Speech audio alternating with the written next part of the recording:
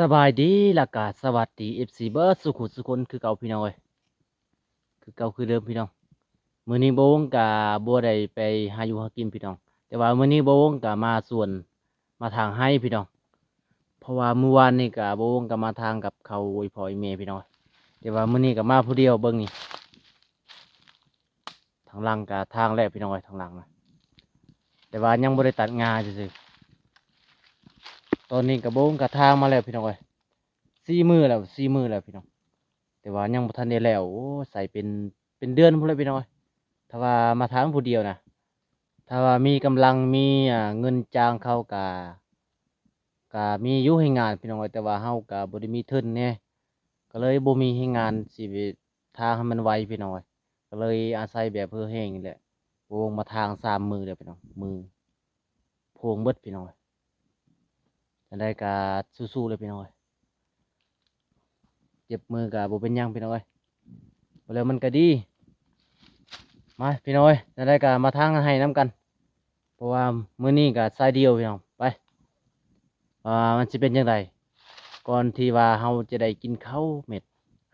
หนึ่งหรือว่า1 คำพี่น้องเอ้ยการใช้ชีวิตในชนบทนี่บ่แม่นเรื่องง่ายพี่น้องเอ้ยลำบากต้องเฮ็ดให้ถ้าบ่เฮ็ดให้ก็บ่ได้กินข้าวเลยพี่น้องเอ้ยไปจะได้กมาทางให้น้ำกันพี่น้องมาช่วยกัน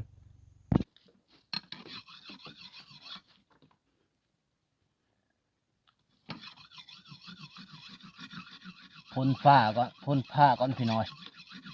ถ้าบ่พ่นผ้านี่ก็ บ่เข้าตัดไม้กับบ่จะกุดเลยพี่น้องเอ้ยแล้วก็พ่นผ้าก่อน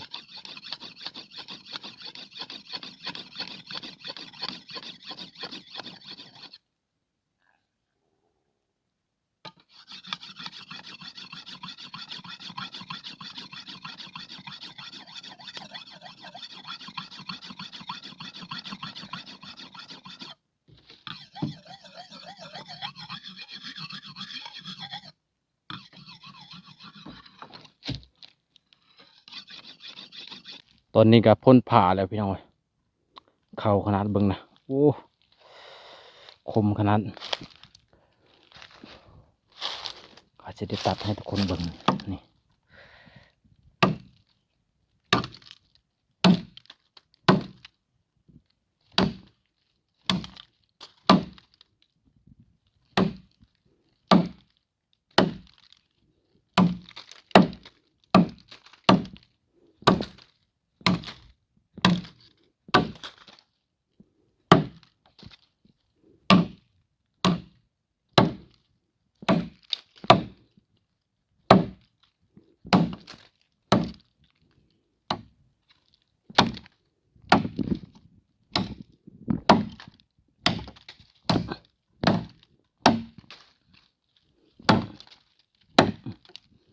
เพื่อสิกุดกับพ่อแห้งพี่น้องเอ้ย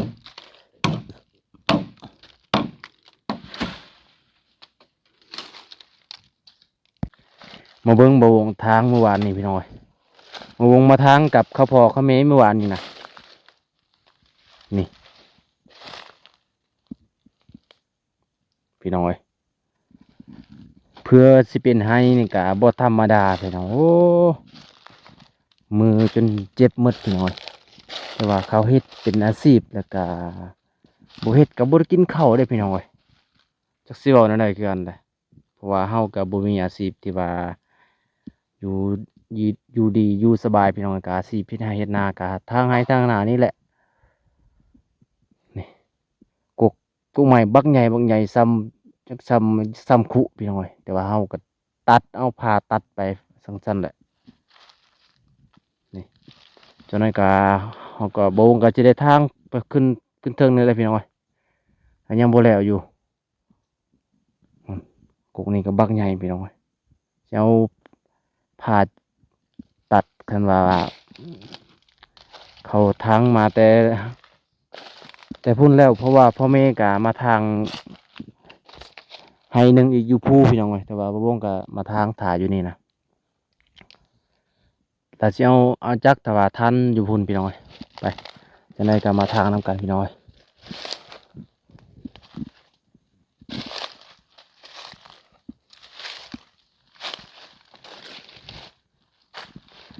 ถือติตุกน้ำแล้วก็ถือข้าวเนี่ยข้าวก็บ่มีหยังกินพี่น้องเอ้ยโอ้จักสิกินหยัง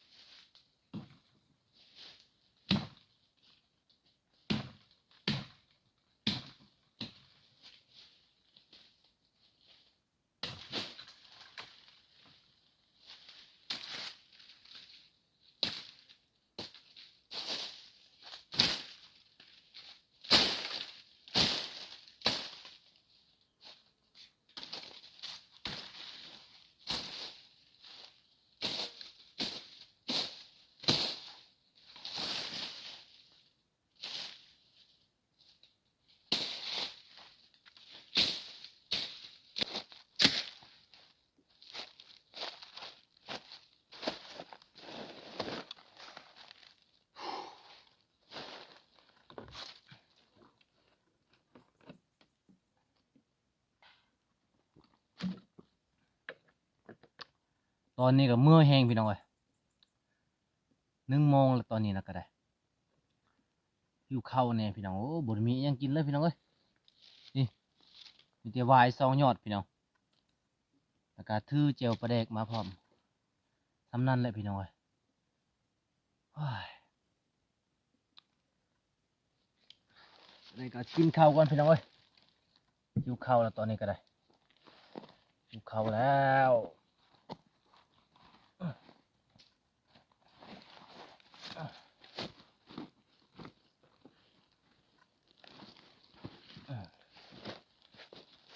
ติดข้าวมาพร้อมพี่น้องเอ้ยข้าวคนเดียวกับบ่หมดดอกซ้ำนี้นะกินบ่หลายพี่น้องเอ้ยกินหลายยันตุ้ย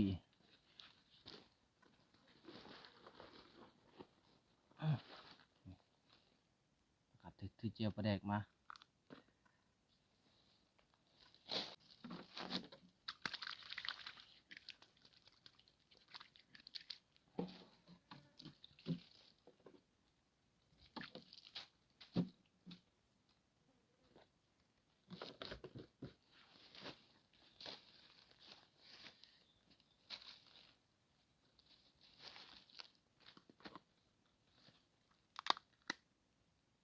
เจลปลาแดกถือมาแต่เฮือนเลยพี่น้องเอ้ยนี่ตำมาแต่เฮือนก็บ่มีหยังกินพี่น้องเอ้ยมีแต่สามนี่นะเพราะว่าเฮาก็บ่ได้ไปหากินเฮ็ดเวียกพี่น้องก็เลยบ่ได้มีอาหารกินแต่ว่าไปใส่หนูไปใส่กับใส่หยังก็คือสิมีอยู่พี่น้องเอ้ยแต่ว่าก็บ่ได้มีอาหาร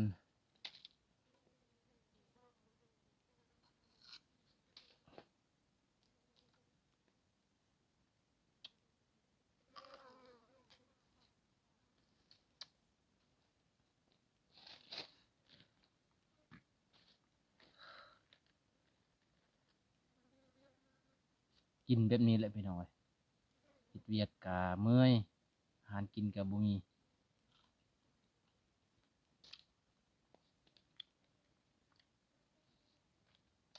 กินพายุพี่น้องเอ้ยบ่ต้องการหยังหลาย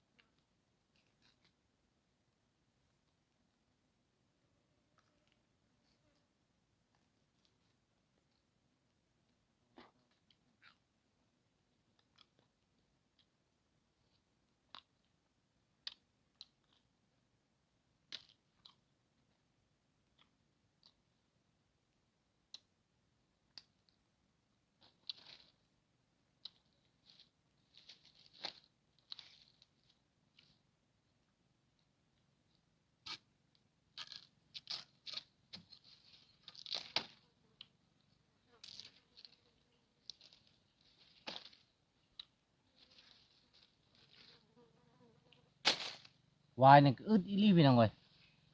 บ่คือแถวนั้นมันหลายแถวนี้นะบ่อยากมีปานใดลามวายนี่ก็คักพี่น้องเอ้ย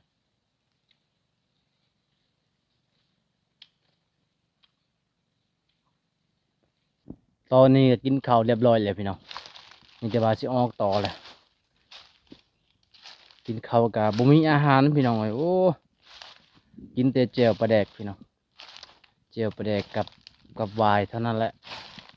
ก็สิได้ตัดตัวใหญ่ๆแล้วพี่น้องบัดนี้นะหลังจากเฮาทางตัวน้อยแล้วพี่น้องเฮาก็สิได้ตัดตัวบักใหญ่เลยไปอะกึกโอ้น้ำพี่น้องเอ้ยโอ้ยสิได้ก็สิได้ตัดนี่แหละพี่น้องเอ้ยตัดตัวใหญ่ๆเอาลงลุ่มไปเลยตัดลงลุ่มเลยพี่น้องเอ้ย